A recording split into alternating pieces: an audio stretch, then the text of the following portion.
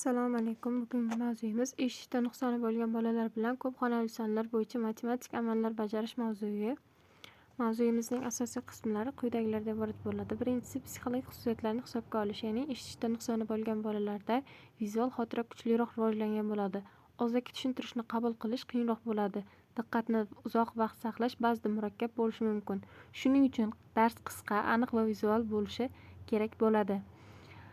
Keyingisi esa eshitishda nuqsoni bo'lgan bolalar bilan ko'p xonali sonlar ustida matematik amallarni o'rgatish maxsus yondashuv va metodikalarni talab qiladi.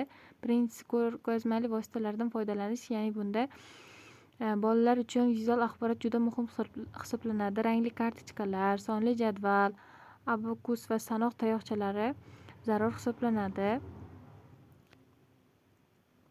Bundan tashqari, eshitishda nuqsoni bo'lgan bolalarda qadam va qadam tushuntirish, ya'ni har bir amalni kichik bosqichlarga bo'lib o'rgatish, masalan qo'shish, avval birliklar, keyin o'nliklar, so'ng yuzliklar, har bir bosqichni alohida mashq qilish, vizual sxemalar va algoritmlardan foydalanish, yozma nutq va imo ishoralardan foydalanish muhim ahamiyat kasb etadi. Oddiy va aniq yozma ko'rsatmalar berish kerak bo'ladi.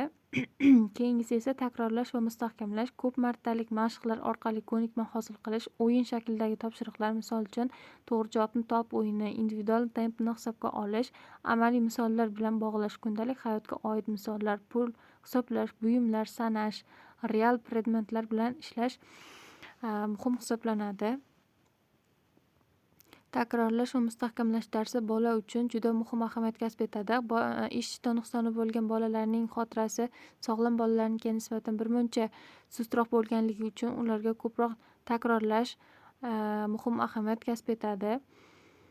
O'yin shaklidagi topshiriqlar orqali bolalarni yanada qiziqtirishimiz kerak bo'ladi.